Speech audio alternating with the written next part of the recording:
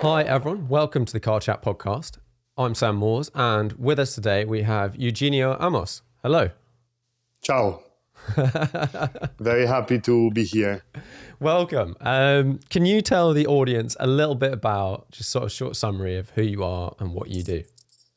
Well, I think the reason I'm here it's because, like you, I've been collecting cars and loving cars since ever, and we have something that accommodates us, which is a colored F40, right? Yeah. So you paint yours in blue, and I become famous with the green one. And the other reason why I'm here it's because I founded Automobili Amos in 2017. And what we do at Automobili Amos is resto modding Lancia Deltas from the 90s. Beside of that, I'm a father of two. I'm 36 years old and I live in the northern part of Italy. And I'm an amateur race car driver. Yeah, I was having a look at. Okay, let's wind back to sort of early-ish life. Have you been a sort of car fanatic forever? Like, is it a bit of a family thing and growing up and whatnot? Well, I have to say that I always been fascinated about cars. And one of the reasons, maybe it's because my family's company was producing tools like screwdrivers and stuff like that. And during the years of my father's management, they were sponsoring many Formula One teams, including Ferrari and some MotoGP too. And yeah. And maybe I've grown up in that environment without, let's say, in an indirect way. Yeah. So it was something that was there, but my father was passionate, but he wasn't crazy, and so was my grandfather. Yeah. Ah, interesting. But I That must remember be quite that fun. one of the cars that my father owned was the car that made me fall in love with cars, which is the Giallo Ginestra Lancia Delta Integrale. Ah, yeah. No. And that's stuck with you, obviously. Oh, absolutely.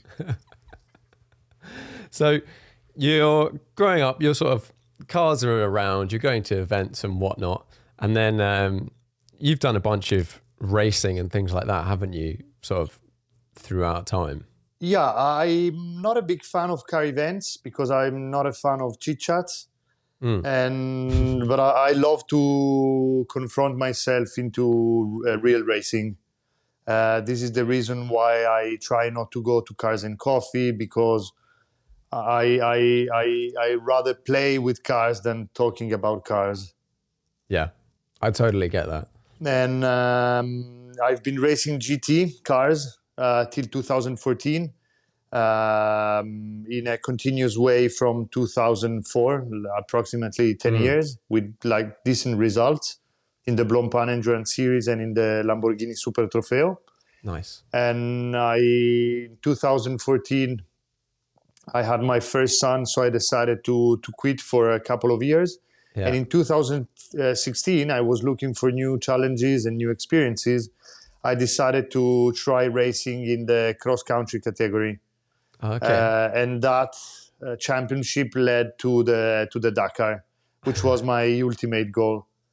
And I took part at the 2016, I think, and 2018 edition. And I was meant to be going to the 2022 edition. Yeah. But unfortunately, I got stuck at home with COVID. Oh, no. Yeah. How was that transition from, what made you want to do it as well, from track to sort of more off-road?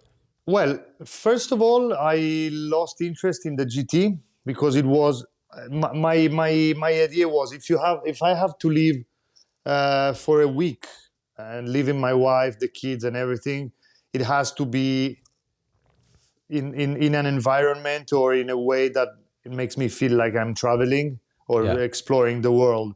While with the GT or track racing, I was basically racing 3 days in a row like a mice in a trap, and the human experience was not there. Yeah. And yeah, my father raced in the Dakar back in the 90s with a truck. Oh, And I always had this this cool thing in my mind, and I said one day I will do it, and yeah, that's how it all started. a truck. What? Okay. I see these trucks doing Dakar and I just look at them and go like, I don't understand why someone is doing this in a truck. They weigh like whatever, like 6-10 tons or something. It's like putting yourself into a mini Beamer and starting shaking it like crazy. Yeah. Well, they look heavy. They are like 5,000 to 7,000 kilos, but they also have almost 1,500 horsepower Yeah. and huge suspensions. So in the end, in certain special stages, especially on the flat ones with rocks and on the dunes, they're extremely agile. Okay. I saw them many times, and it's unbelievable how agile they are. Wow. Yeah. You see the pictures. I saw some pictures. A friend of mine did the Dakar this year, and there was some photos came out of like some of the buggies. Because I think you did it in a buggy, didn't you? With like a truck coming over a dune behind. Yeah. Just like, whoa.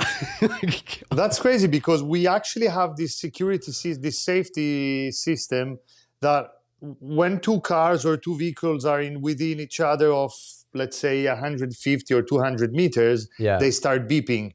Okay. And usually in that situation, what you have to do is to slow down and check the area around yourself.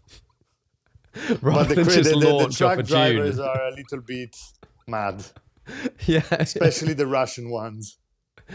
Yeah, it looks so kind of bonkers as like a motorsport. Yeah, absolutely. But yeah, so you started doing kind of these rally raid type events and stuff like that. Mm-hmm. What was it like? What is it like getting in? Were you in buggies the entire time? Or? Well, no, I started in the SSV category, side-by-side vehicles with the Polaris. Yeah. Because I thought that was the right approach with a slow car. Because there's a lot to learn, which is not connected to the driving skills. Right. You need to find a piece with your co-driver in the navigation. You need to read the terrain. You need to adapt yourself to the camping lifestyle, for example. Okay. You need to adapt yourself the fact that you have to stay several hours in the car. There's plenty of things that are not directly connected to the driving skills. Then after that, the team proposed me the chance to drive a T1 car, which is like the top class, with a two-wheel drive buggy. And we were quite successful at the 2018 Dakar till we broke the gearbox. Okay. We even finished a couple of times top 5 overall, which was a very good result for me as a privateer and an amateur. Thanks. Sounds pretty good. And then I went back to the side-by-side category because they're now extremely competitive, way more developed than 2017, 16, 18, with a new brand, Can-Am. And we raced the whole season, myself and Paolo, my co-driver, in the World Championship. We ended up second. Well done. And nice. we were there to fight for the first 3 positions in the Dakar, but unfortunately, as I said, no chance. And I was freaking out on the mobile phone every day, following the stages. Yeah, my friends and competitors, and it was tough. That's so cool.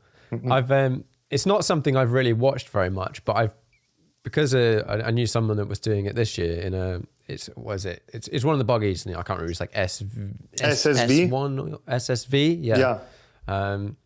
And so I followed a little bit and saw like the Audi this year, like a crazy thing. Yeah. Really interesting seeing how it fits in with the other cars or doesn't fit in, but because it sounds like a crazy project, that one. It does. Well, to me, it's over-engineering at its finest. The idea of having petrol engines that fuels up the electric motor sounds a little bit weird, but according to what they state, they had a total reduction of 40% of fuel usage. Yeah. So they must be right. Yeah. And in terms of aesthetics, which is what interests me the most, that car was unbelievable, good looking. Yeah. Was such a porn star. I remember, like, because I know a few of the other teams are sort of complaining that it's faster and whatever, or just it doesn't seem that balanced. And then you look at like the budget I think Audi spent. They said it was like LMP1 plus. Oh yeah, like, absolutely. If you count the 3-4 years they want to race the Dakar, 3 cars, testing, development of the whole car, because it's a brand new car. And they outsource to the Q Motorsport. Basically, it's Sven Quant. It's the guy who runs the BMW cars. Okay. Used to be BMW and now it's Mini. Yeah, crazy. X-Raids, it's the name of the team. Okay, yeah. So you started doing these rally events, and then during this time, at what point in time has your sort of perception of or thoughts on road cars changed during all this period? Over time, has your sort of thoughts on what you like in a road car changed because of that, or not really? Well, as I told you before, I was never a big fan of driving road cars in the roads. I now have a 992 Turbo S, which I love because it's a very easy to handle car. Nobody really cares about you. It hasn't got a strong image. And for the lifestyle I have, living in Varese, in the in a small village in the countryside, that makes the whole difference. But again, as I always been racing, I was never interested in road cars more than soul objects and more than the aesthetics. Yeah. Then if it was a V12, better than a V6 diesel, let's say. Yeah. But in the end, what counts to me are the aesthetics. Again, what I lost a little bit of passion, I think, because of my job. And when you see cars every day, then sometimes you don't like them anymore, in a way. But I'm not a big fan of the recent, first of all, of the recent products, and second of all, of the recent hype. Okay, yeah. Okay, it's too much. They're considered too much as financial assets and stuff like that. And so you can't really appreciate the product itself anymore. Yeah. And then with all these digital cars with lots of technology, I'm not a big fan. Yeah. And I regret selling the F40, to be honest. What about you? At the moment, no, not at all. Okay. Mainly, I think, because for me, I basically, over the last couple of 6 months, a year, sold the F40.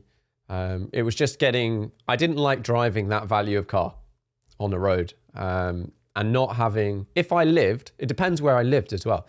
I live in a city, so I'm not going to drive it in town, not really. So yeah, if I lived in the countryside and I had some nice roads straight out of my house and I had a garage and all the stuff was in it, then I think I would keep it, have probably possibly kept it longer. But driving the car of that value, how I sort of wanted to drive it and it made you want to drive, it just didn't. Over time, I'd sort of... Don't you miss, for example, the idea of going into the garage, just opening the door, checking if she's okay? Well, so this is the problem, because up until fairly recently, until a year ago, I only had one garage space at home. Okay. And so at that and whichever car was in that rotated, but the other ones were nowhere near. So the F40 ended up living like an hour away.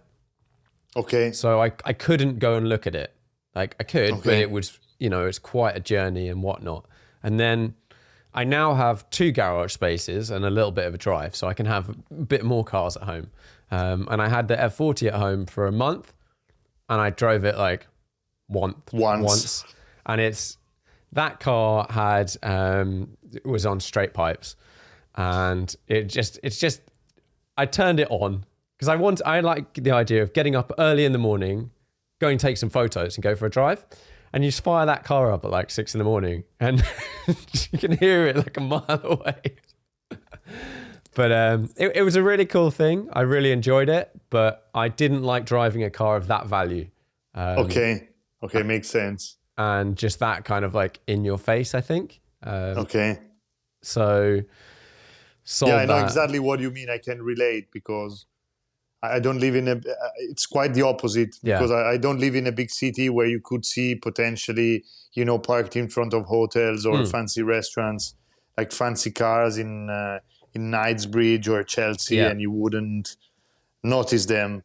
While where I live, they know exactly where the car comes from, and I don't feel comfortable. Yeah, I'm currently looking to move, and not too far. I'm not going to say where I am, but like the thing that's causing a main problem for finding a place is I want privacy of where the cars are, and like if you can drive past the house and see there's Sam's car, I just don't I don't want that.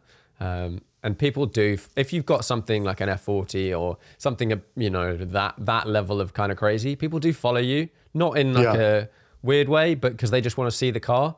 But taking pictures and bothering you. Exactly, and taking pictures of like, when I lived in more central London, I had people come and then they'd take pictures of my car driving into the garage. And you're like, please, like, leave. Fine, I understand you want to see it. Great. But like, please never post that picture. Like, I can't have people know where this car lives. And then, makes sense. 2 months later, they post the picture and you're like, oh, thank you. Cheers.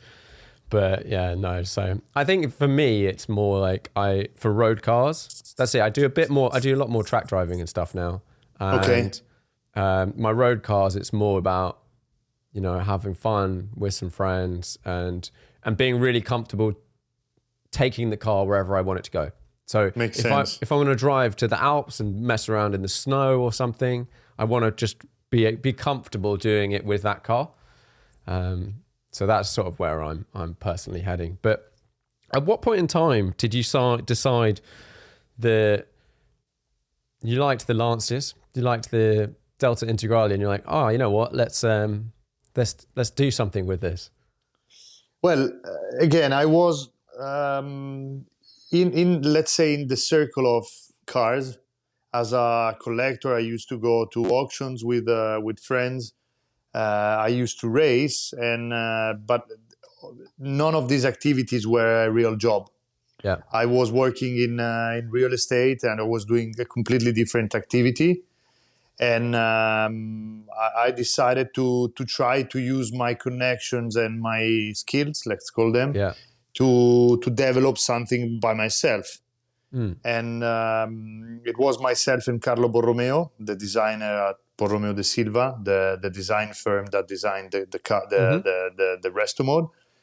And at the beginning, we wanted to do it on a 308 because we thought that the intrinsic value of the car would have allowed us to sell the car easier than a Lancia that was, back then the 16 valvole was 15,000. How can we sell a 15,000 euros car for 300 plus? And you know what I mean? No, like Singer, they have an added value, which is the fact that they tune Porsches, and people are more likely and used to this kind of financial numbers, like paying 200, 300, 400, 500 for a Porsche. It's quite normal, while it's not very normal on the Lancia. But we said, hey, you know what? That's not the car we wanna do. It's not the car that made us fall in love with cars, and it's not the car that represents our generation. Yeah, because it's still from that era, but it's not such an icon. The 288, it's an iconic car, the GTO, but not the 308. The 308 was like the little brother or the little stupid brother of the 288. Or the cousin, whatever you want to call it. And we started sketching the car. Then we found ourselves a good supplier who could help us actually doing the engineering and the production, and that was Podium Advanced Technology. The owner, Luca Ciancetti, he's my same age, and our parents were mutual friends. So I said, okay, if we have to do it, we have to do it with someone who we trust and who we know, because we all know that in the automotive industry, it's not easy, and it's easy to get. I wanted to use a bad word, but I think I'm not using it. It's not easy to find reliable and honest people. Yeah. And we developed the first prototype. We showcased the car in Basel in 2018, I think, or 19. 2018 at the Grand Basel, which was a car show organized by the same promoters of the art fair in Basel. And it was their first and only show, and it was quite successful because we had lots of audience, lots of potential customers, and it was presented in a beautiful frame. So we are really grateful for what they did for us. Yeah, I thought that was really cool when I saw that, how you come out. And yeah, because we had one Martini 6 and then the other regular, the Futurista, so you could compare them perfectly in a black frame with neon light. It was really, really nice. Yeah, it looked cool. And like you said, there wasn't really anything else around. You're not at Geneva. Exactly. Next to Chirons and whatever. Exactly. Well, I think when you have, this is a theory that I developed with time, that the less money you have, the more creative you have to be. Yeah. And I think that having lots of money is nice, but also not having them and being creative is also very interesting and very nice, because you come with crazy ideas. Yeah. And these crazy ideas have to be effective. You cannot fuck with them. You better use your money properly and have a feedback and an output that value what you invested in. How many of the Futurista did you make? Have you sold them all? We sold 20 of them. Yeah. Some of them more than once. And we are currently producing car number 18. Okay. So with producing one prototype, it's tough but doable. Achieving almost all the whole production, I want to shake my hands for making it happen. What have been some of the things along the way of doing you've got your prototype versus producing 20 cars that you've learned or have surprised you? Yeah, the difference is I had beautiful black long hair and now they're turned into almost gray. That's the only difference. Fair enough. And the car, it went on, I think you got it on Top Gear quite early, and loads of people drove it, and it's a cool looking thing. I don't Thank you very much. I don't think I've seen it in person anywhere, but it looks good in all of the stuff. Thanks. And then you've sort of done a different version now. Can you tell me a little bit about that? Yeah, we're working on the name of the first car was Futurista. This is a Futurista that merged with the world of Safari. So the name obviously was Safarista. Yeah. And basically it's what that car should have been from day one, according to my plans. But, I had to compromise, and that car had to be road legal. With the Safarista, I want to put my experience on that I achieved in the motorsports years. Basically, it's a very good looking Delta that it could also be very fast in ice conditions or a rally special stage. And the whole thing is to build a community among the owners and let them drive in special environments, but in private events, without them to have to confront themselves with professional drivers and stuff like that.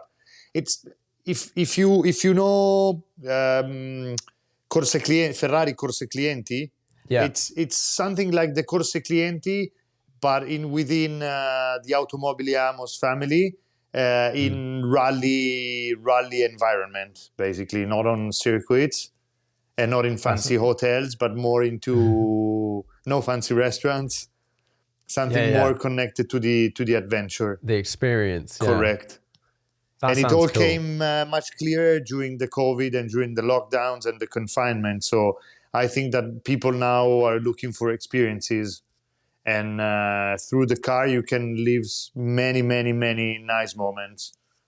Yeah, I think that is absolutely spot on, because the most fun I have with cars is road trips, or generally actually it's a bunch of mates or a group, a group of people, and you're going somewhere interesting. You've got some kind of fun cars, and the most fun I've had has been going to Sweden in the winter, Norway and stuff, and just drifting around everywhere. That is the most fun. I agree. But I do think about sometimes, some friends of mine we do some really cheap 24-hour racing in the Citroen C1, the little Citroens. And I'm there at the track and it's like raining and it's 3 a.m. and I'm like, why am I here? Like, this is not actually fun.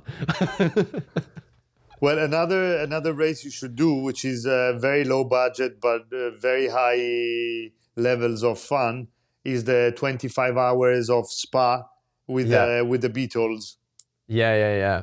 That's I hear that's good. I think, well, when my last 24 hours of Spa, the official one with the GT3 car, was in 2000, I think, 14.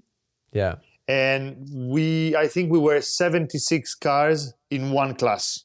And so you had the way up going to so the two lines in one goes like this and the other one like that in Spa were completely, the two grids were full. But with the Beatles, I think we were 150 cars or 130 cars. And it was really, really nice, because you would do a very fast lap just by staying in behind the slipstream. And that's the secret. And you have these guys that only race with the car that are maniacs. And it's really, really, really, really, really funny with very little budget. Yeah, with decent budget, at least. Yeah, I did the C1 version, the Spa one. So there was C1, then there was like a modified C1, which had sort of alloy rims and an exhaust. That was like and then there was 2 CVs. Okay. And so actually there was 4 classes, and then there was a 2 CV prototype. Okay. Which were quite quick in a straight line. So they were faster than everyone, but quite slow around corners. Okay. And then the C1 was in the middle, so they were kind of like GT. And then the 2 CVs, 2 CVs, they couldn't keep up with the safety car. Okay. Yeah, exactly. Just like leaning, like nearly falling over around every corner. But that was 150 cars. Okay. And well, that was quite busy. Yeah, but because you have the different speeds as well, you're overtaking like 10 cars a lap, or something like that if you're going reasonably quickly. So yeah, it's a lot of fun. So what changes from the Futurista to the Safarista? Safarista. What sort of things did you change to make it more sort of extreme and off-roady? Well, compared to the road car, everything in the inside is stripped out. Then we have new suspensions, new engine, new geometry of the suspensions, gearbox, differentials are from the R5 or WRC2, whatever you want to call it, standards. We have a manual sequential gearbox. Nice. Then we have a hydraulic handbrake, and then we have some other cool factor features, like aluminium bumpers and stuff, which are more not technical but more aesthetically oriented. Let's put it this way. I mean, it looks very cool. With the diffs, I'm not aware of, is that like an active diff that is pulling power from one end to the other all the time, or is it more fixed? The center diff? I'm not really sure about the R5, but you can play with it once you have them from the supplier. R5, you have to stay within their parameters. Yeah. But what we will do is to play with it a little bit. Yeah. And does that mean, I guess you can have pretty tail happy versus absolutely fully front end? Absolutely. But don't forget they're completely mechanical. So you have to find a way in between front and rear to make it work. Yeah. No, it looks, I mean, I'm just looking at the photos. I'll definitely put them in the video. Thanks. Of it at the moment. It's a cool looking thing. I had a little look back through your Instagram, and I feel like you're a bit of a 911 fan as well during this. Yeah, absolutely. And I've seen that you've done some of the classics. Have you done a classic safari? I've done one safari, and I'm about to leave for the second one in a week. What's it like doing that sort of race in a modern prototype E-type buggy, whatever, versus doing it in an old 911 that's don't forget that this old car actually drives like a modern car. It's not very different, and I have to say that I prefer the old car because it's very light and it's very it's genuine. What do you think you will do? It will happen unless you roll, as you see on the picture that wasn't obviously planned. And after like 9 days of stages and almost 5,000 kilometers, I had this brilliant idea to roll the car at 300 meters of the end of the last stage. That was like a small stage, just a show stage for the spectators, and I rolled. But nevertheless, I won some stages, and I had lots of fun with my Kenyan local friends. It was a very nice environment. The team at Tatil is like a family. I had Philip with me, and who become a very, very good friend. Then I met other crazy people, and I'm really glad I've done that rally, and it will happen again next week. Driving those, there's something about it. I love 911s and Porsches and stuff like that, and old ones, and the idea of driving on a loose surface. I've got a backdated SC, and took that to Sweden, and it was so much fun. It was so much more fun than any of the modern heavy things. Absolutely, because they are pure, genuine, and you can really handle them. And they drive well. I had a 275, which again I regret selling. It's one of the few cars I regret selling, but you can't even compare them. If I may say, like the modernity of the skills. That car you had to be careful, of course, also because of the value, but it was undrivable. While if you take a Porsche of the same era, even my wife can drive it. Yeah, it's amazing the difference actually. I drove a GTO Engineering 250 short wheelbase, so kind of not recreation, but exact copy. It's based on the 550, right? No. Theirs is literally a recreation. It's literally a tool room copy. Okay. It's like they make all the parts. Yeah, sorry, GTO Engineering. I confuse it with Ray Mallock. Okay. Yes, RML, yeah. And they are actually making a sort of more modern car, which is a bit like the RML one.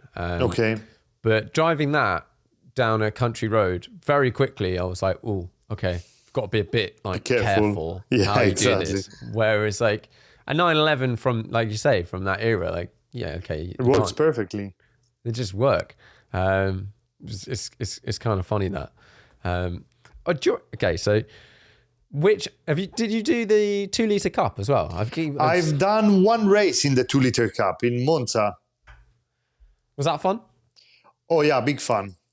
And I even built a car to race in the whole championship, but then COVID came and that car was sold again and become the safari car. Yeah. I mean the money, not the same car, because Yeah. two different chassis. Is it quite different building a safari car versus like a 2 litre cup car, or is it's the base is similar? You should ask Tatil. I will. I just paid the invoices and it was exactly the same. Have you got any lifted road cars? Because I know like Philip loves driving his on the road. No, I well, in the road sections, but I never had one at home, honestly. Yeah, no, fair enough. Okay, something I came across. You like watch? I'm guessing you like watches. I do like watches, yes. Is it Ressence? Mm-hmm. Ressence. How did that? You did a collaboration with them. How did that come about?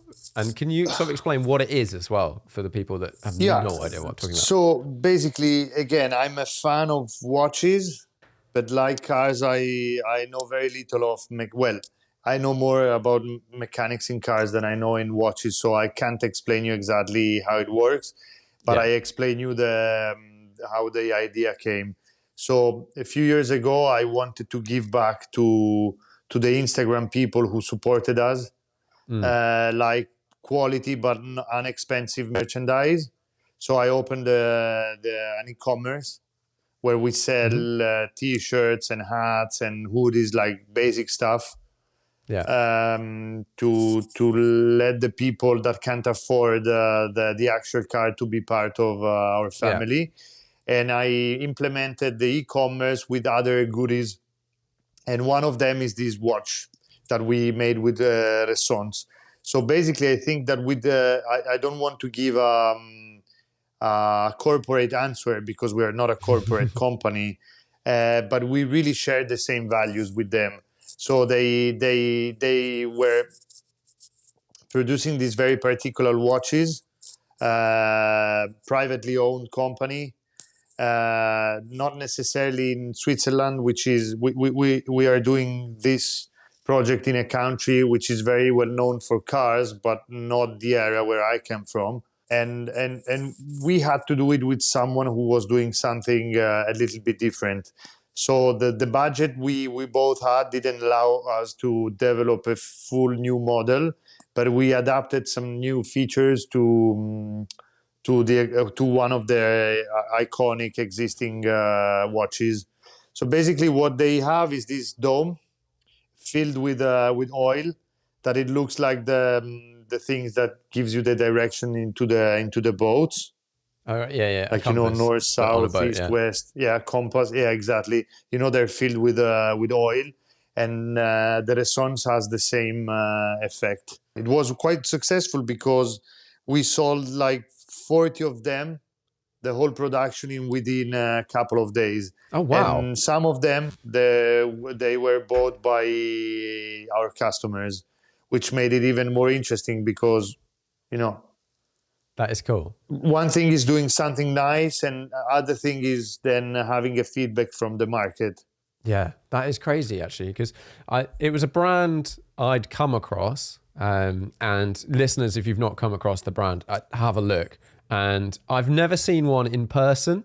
They look very cool, but I think the display it's not a display, but the way, because it's oil filled and stuff. Yeah. You really have to see in person to appreciate how it looks different.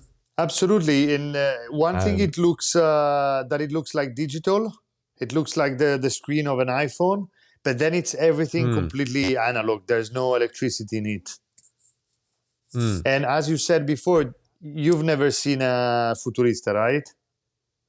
No. And you've never seen a Ressence watch either. No. So you see, we have like many aspects in. We are successful, but we are very niche. Yeah, it's pretty mad that you because they're quite expensive watches. It's pretty cool that you. And I think so. What features did you do? Can you explain the features So for the basically, listeners? on the as the Futurista has a turbo engine, we featured this bezel that gives you the time to let the car heat up, and then you can put it in race mode, and then you can. It gives you turning the bezel. You can actually see the time passing to cool the car down when you finish your ride.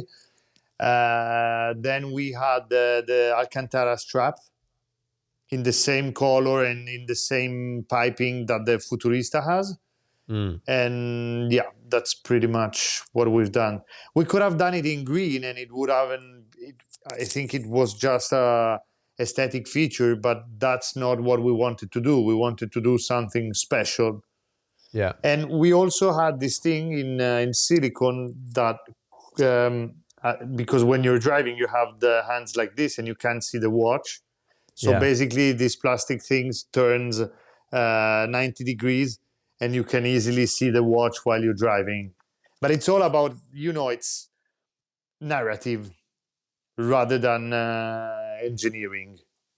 And it's a cool, maybe also emotional story that you can relate to, and then you buy a watch that it has something to tell you more than And the time. I think it's a cool story, like you said, and unlike a lot of sort of kind of collaborations between a brand and a car or something, it doesn't say anything really. I don't. I'm guessing it probably says something on the back, but yeah, there's on the front, AA logo on the back, but it doesn't have it like stamped on the front. Exactly. The AA, Ressence. But even the Futurista, if I'm sure my grandmother would recognize that it's a Delta, but she couldn't say it's a Futurista, and this is what makes it, I think, special, because you don't need to throw it in the face to be recognized, and this is very not me. Yeah. I think it's so key with certain things, and you're absolutely spot on with this sort of thing. I love that.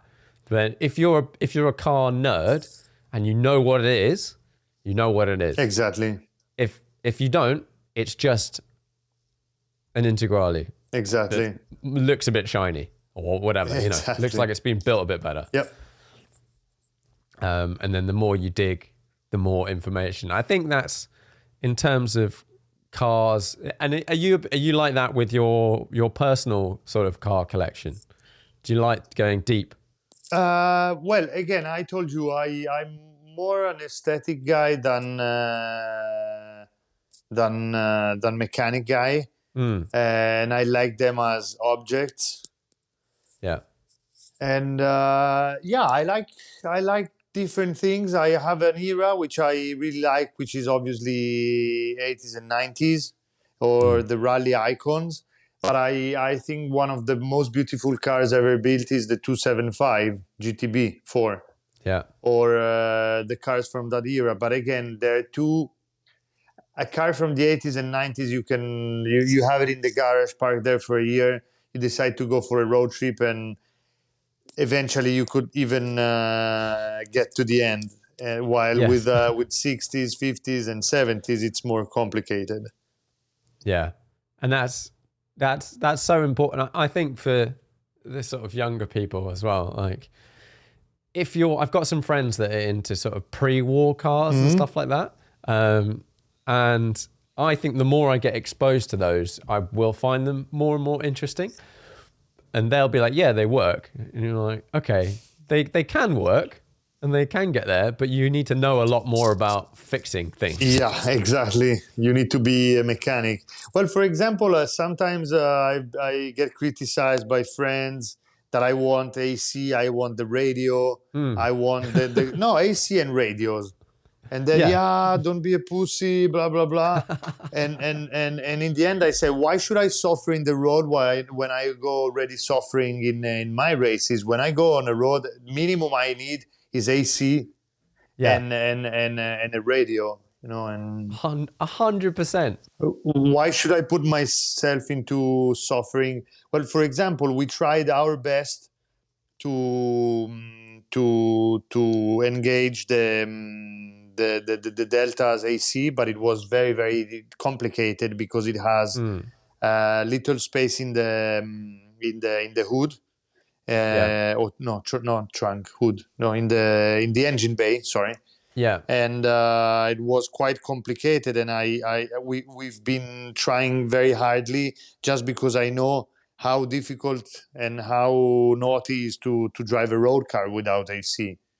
Yeah. And that's one of the things I like to have, and I don't care. AC and a radio. Exactly. Like I just put it in my back day. We put AC in this summer, and yeah, it's AC. It's fine if you live somewhere that's not very hot. cool. Yeah, it's very hot. Then that's okay. Yeah. But and then a good sound system. I want like sound system of some sort. And if you go onto like, I think you'll probably, I don't know whether there's any Italian car forums that are the same, but if you mentioned on a car forum that you're taking a car that's, sounds good and you're putting a stereo in or you're upgrading the stereo, everyone's like, and I don't know anyone, I've not met anyone that has driven for, 12 hours, 14 hours, even like 6, done a proper road trip over many, many, many days that just likes listening to the sound of an exhaust. No, me neither. You have to have some OCDs or mental problems, I think. Exactly. It's like, or there's all these people behind their keyboards. At the end of the road trip. Yeah. No, it's mad. And ultimately, you can always turn a stereo off. Yeah. But if you don't have one, you can't turn it on. Exactly. Yeah. It's what do you think of this actually you said you weren't a massive fan of this sort of current crop of new things. Are there any of the particular new cars that you think, that's quite interesting? Well, I cannot say that I don't like the SP2, for example, just to mention one. It's cool. It's a damn good looking car. With an amazing powertrain. I had the 812 and it was an amazing car, but I can't understand the hype I remember one day people would open the doors of the dealership and ask you to come in and offered you a coffee and eventually try to sell you a car. And now it's quite the opposite. You have to go and knock and ask for permission. And I really think this is stupidity. And it's happening with watches too. Yes. And you get laughed at. This kind of, as I don't like to, and I don't want to sound like arrogant, but I don't like to follow trends or to be a sheep, I like to have my own ideas, and eventually if I spend money, you have to be kind to me. It's not that I'm making you a favor because you're selling me a car. And exactly. The thing is, reality is that I can't afford that game to play that game, and at the same time, I'm very happy not to play that game. It's very easy. Yeah. I think so, and I think times will change, and the people that are like that over long term, when this crazy market of everything selling for loads of money, and everyone wanting to be on this list or that list. It's definitely a few manufacturers, not all of them, but they've made so many special cars in the last couple of years, like using the same platforms, and that's what makes it even more ridiculous. Because we all agree that the platform is absolutely bonkers. It's amazing. It's beautiful. Blah blah blah. But then you cannot sell the base of the platform at price 1 and the one-off at price 5 or price 6. It's ridiculous. Yeah. It is, and it's the same engine almost. Yeah, when I say platform, I include powertrain, suspensions, everything, because they can't even afford to have separate platforms or donor cars. Yeah, one of the car you mentioned, the SP2, I think of in terms of doing something a bit different. One thing they did nail is the looks. It looks amazing. And when you see it, if you see one, you know, it's so cool. Whereas there's loads of others that just look rubbish. Yeah, I really like the Speedtail. Oh yeah, that looks a lot better in person than At least I like think the photos. concept. I like the idea. There's an idea behind which, okay, it's still produced by the marketing and PR guys and not by engineers, but still it has a place in the world. While, for example, the SP2 or the SP3, well, I the success of my company is because I work with nostalgia a lot. But at least I'm taking a car, original car from 30 years ago, and trying to give her a sense in this new world. While these guys, they only steal names from iconic cars. They steal like iconic looks, and they're not going in the future to me. No. They're just exploiting these poor customers that are very happy to pay to have their products, and I found it quite sad, to be honest. Yeah, it's like the SP3.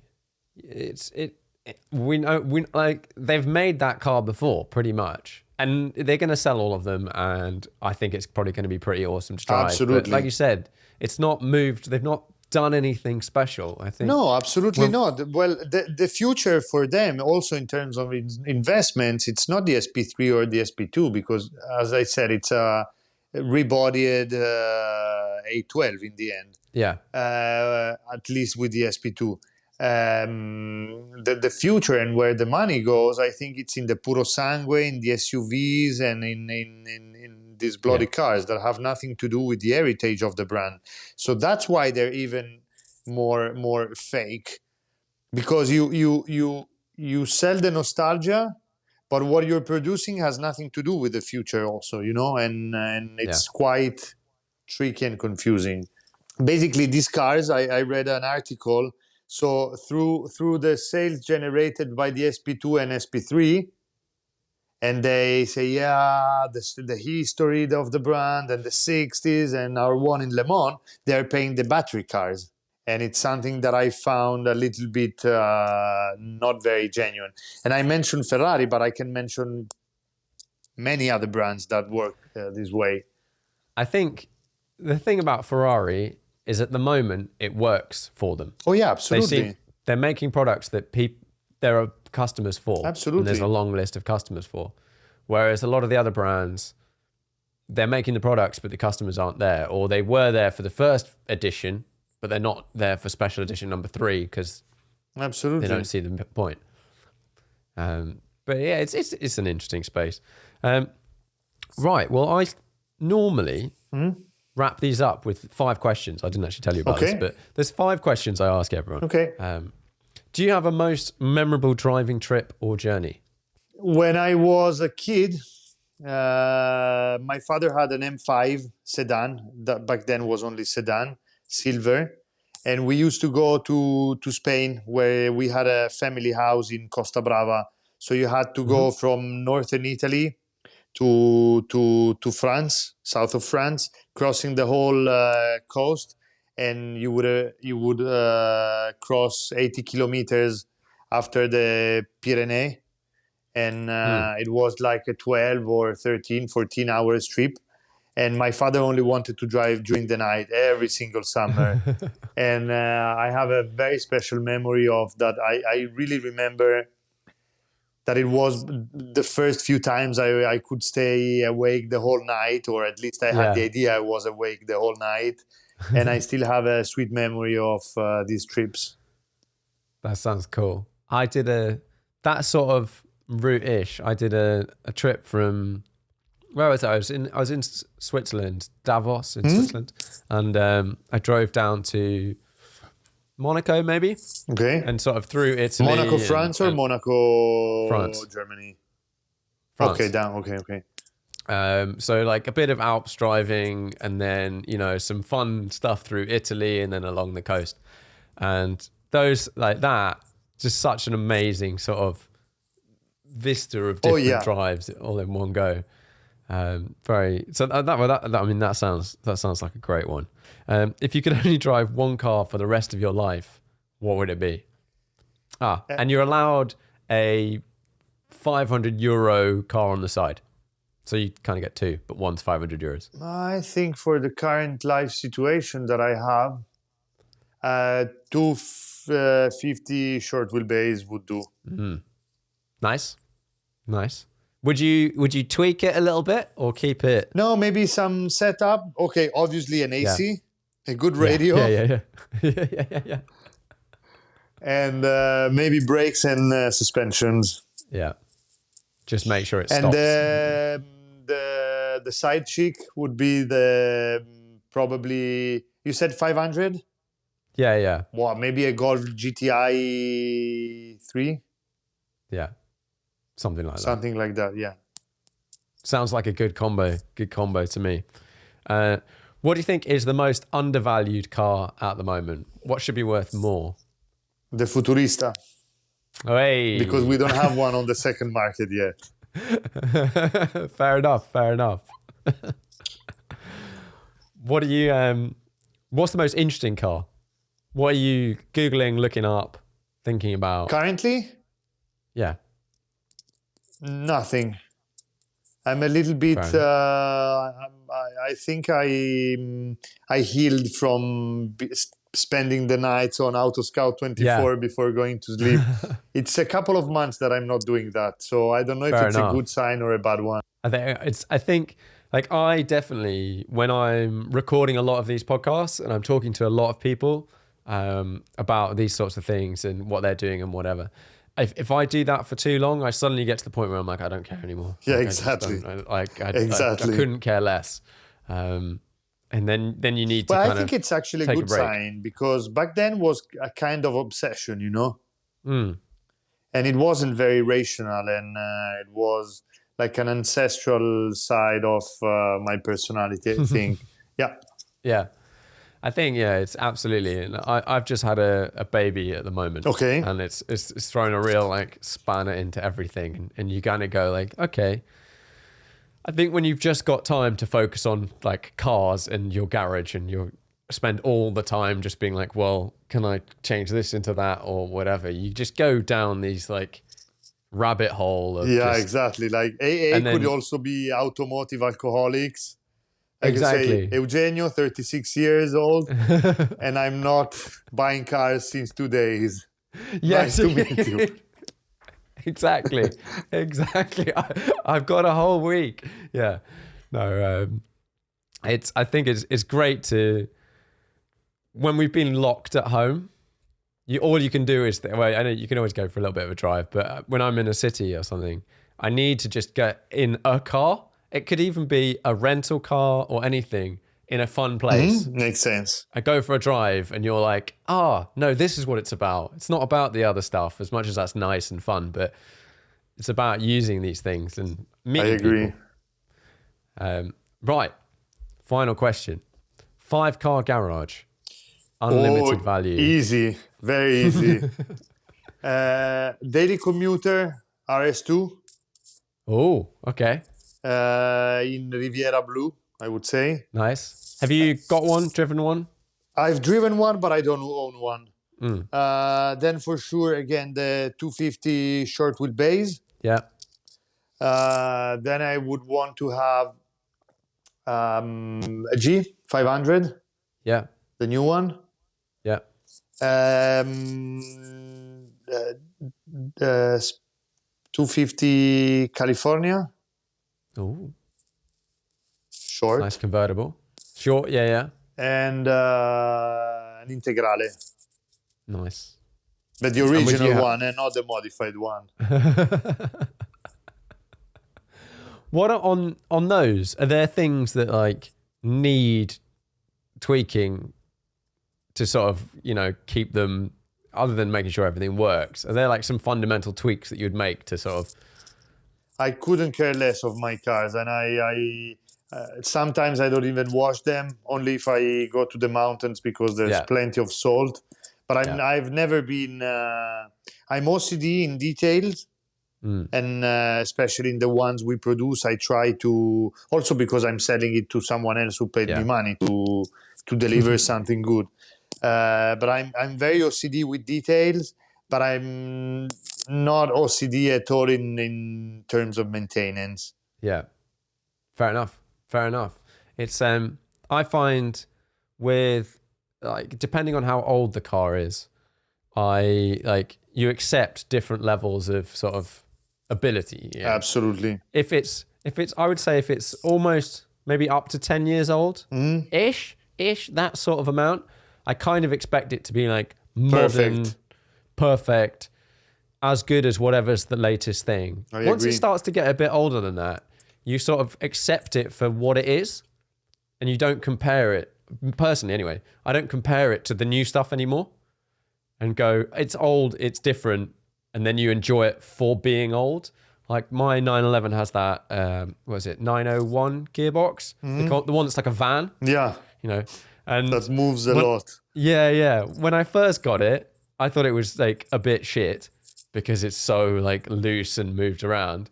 But having done, I don't know, 10,000 miles in that car or something, I now love the fact that it's like a slow process and you kind of have to get it right.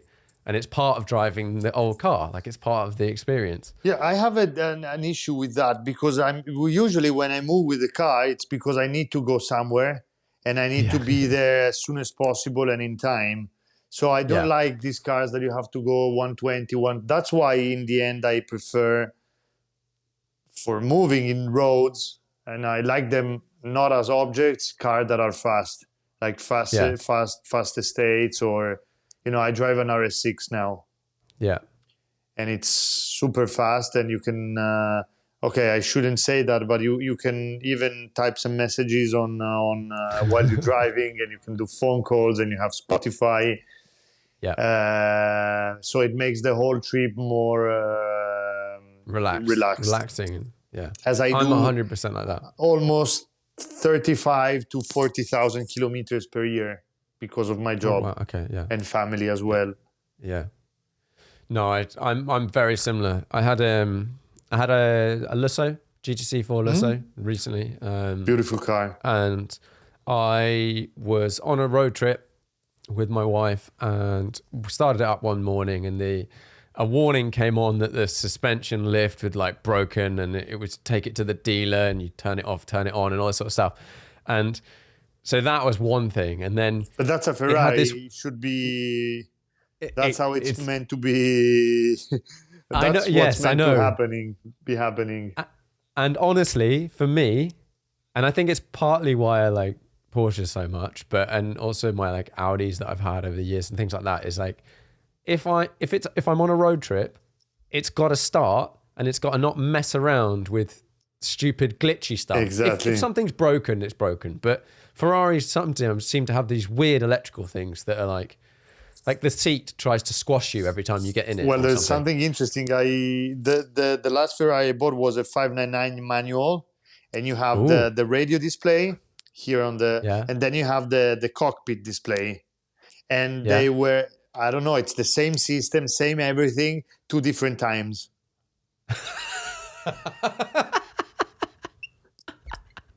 And I recorded that on one of my stories back then when I collected the car. That made me laugh so much.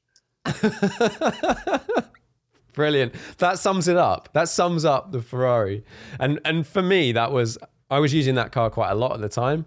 And when it started playing up weird electrical stuff, I was like, nah. And the sentence, even a broken clock is right twice a day. But with that issue in the car, you will never know. So it was even more complicated.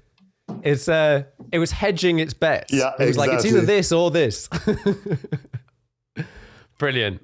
Well, thank you very much for coming on the podcast. Thank you very much. Great. I had fun. Great to chat.